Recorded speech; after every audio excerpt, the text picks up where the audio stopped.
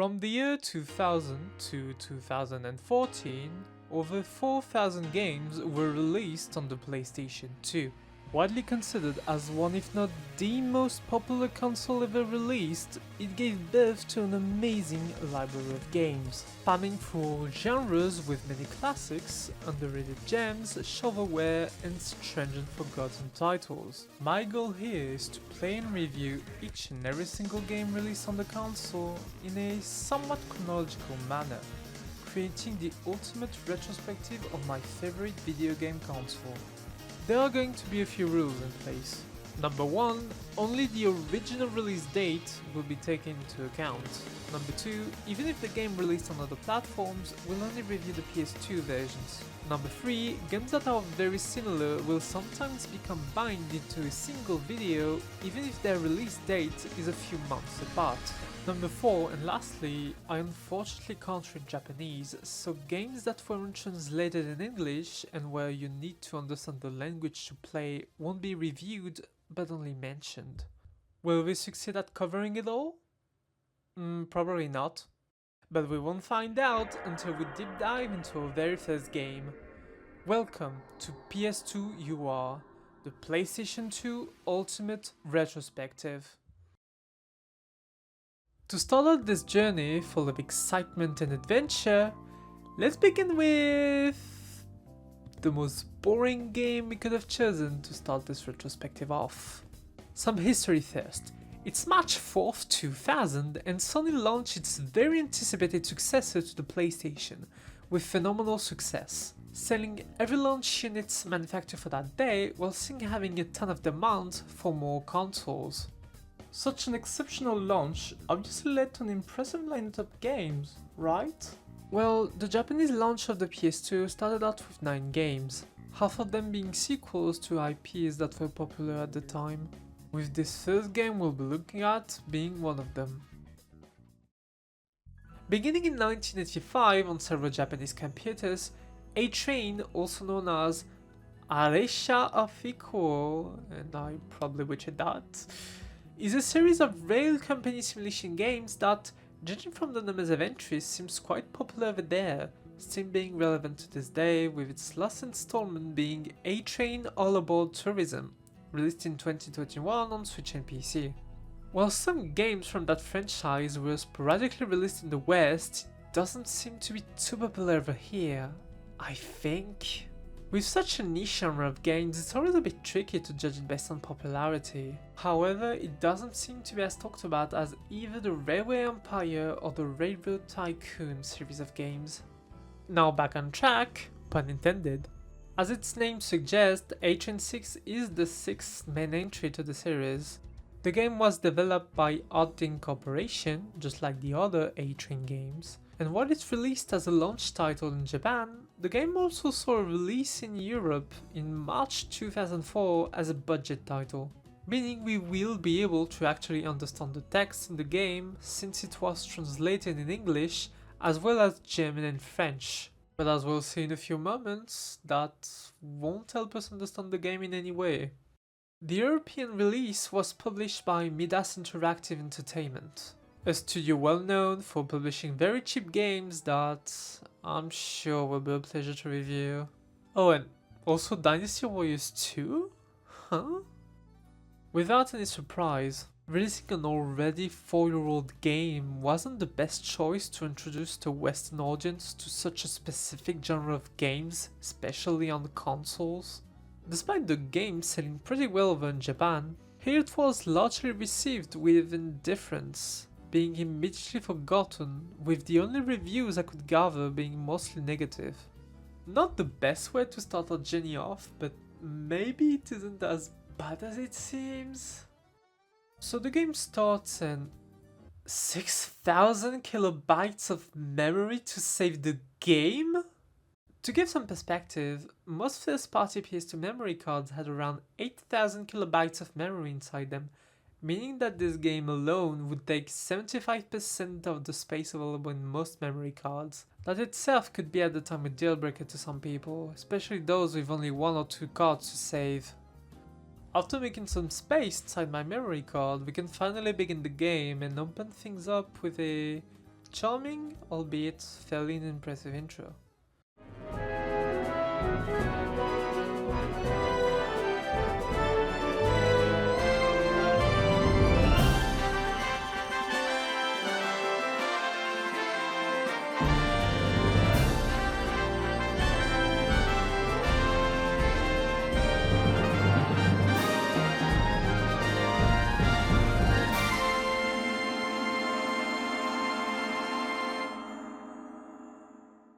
We start a new game, select the first level, inaugurate Virtual City, get some text explaining we need to get a population of over 40,000 people in our city, and that's it.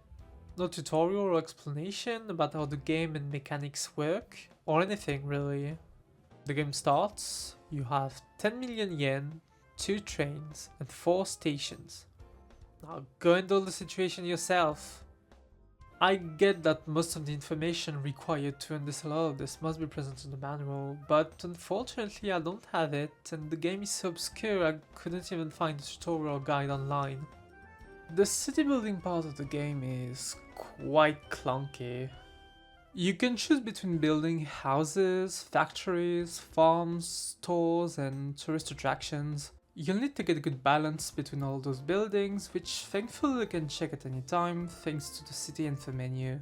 Where in the indication balance tab, you can see the percentage of buildings separated into the first, second and third sectors. The first representing agriculture, the second industries, and the third businesses and tourism.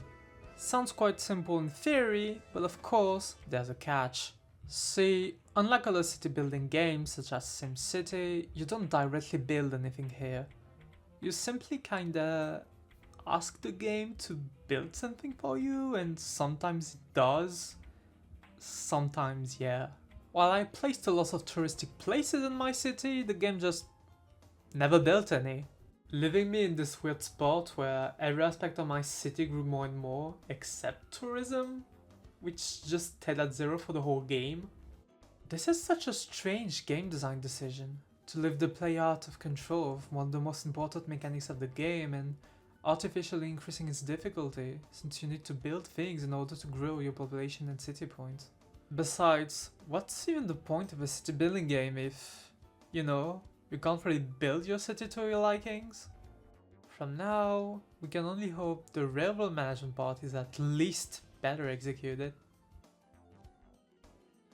Not really. On the bright side, you do have a pretty good amount of options for your trains and stations. Stations come in different sizes and shapes, although they all seem to work in the exact same way. Each time you install a train station, houses, roads and buildings will start to appear around it, even if the station isn't connected to any railroad. Apparently civilization needs train station to even exist in this world. Well anyway, this will be your main way to expand your city and progress throughout your objectives. The selection of trains is varied with different models, with more being unlockable, and each with different stats and upgrades. They are separated into 4 different groups.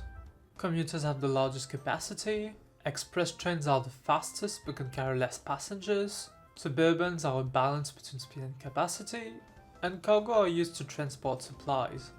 The rail placement on the other hand is extremely finicky. The game asks you to be very precise while being unreliable to control. Oftentimes you get into situations where you spend minutes just trying to connect 2 railroads. And that basically sums up the whole gameplay of this title.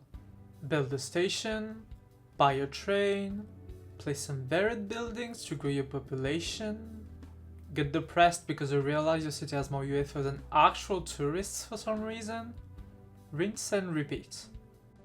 When your transportation system becomes decent enough, you'll start to gain money instead of increasingly losing it, leading you to come to a point where the only thing remaining to do is to wait for your city to grow. There are a few more things you can look into, like managing train schedules, taking terrain elevation into account while placing your track, or optimizing your city to get some more points. But overall, that's essentially everything the game has to offer. A-Train 6 is a bare-bone experience that isn't worth much of anyone's time nowadays. It's not terrible by any means, The graphics are simple but have some minimalistic charm to it. I especially love the little cars driving all over the places on the roads. I think it's just really cute. The music, despite being absent most of the time for some reason, is quite soothing, and even though I didn't have the greatest time playing this game, I do have to admit that I felt some satisfaction watching my different towns expanding as the game went on. Sadly, none of these are enough to make this game enjoyable. The controls are awkward and too sensitive, nothing is explained to the player and the pacing is glacial at best. If you're craving for a similar game, you have much better options that are easily available, especially on PC. The game is comprised of only 6 levels, each just giving you a certain objective to attain. Nothing much changes aside from a few visual differences.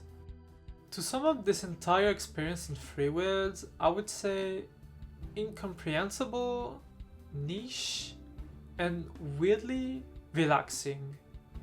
Notably, the game re-released 1 year later in March 2001 under the title A-Train 2001. Quite the original title there. This version of the game had a few improvements over the original, including, get this, an actual tutorial! Which is a shame this time that it wasn't localized in the West, and also very puzzling as to why Midas even released the first version of the game, and not the improved and easier to understand one, years after it was even relevant. I don't know how much more work it would have been to localize this version over the original, but I guess their goal was just to make a quick buck with a very basic game that requires almost no effort to release, which described their library of games pretty well actually. Being just a straight up pre-release, and this time being entirely in Japanese, I won't cover the 2001 version in detail, which already crosses 2 games out of our list. That's gonna be all for today. Thank you for watching this first video, and I hope to see you in the next episode. See you soon, and take care.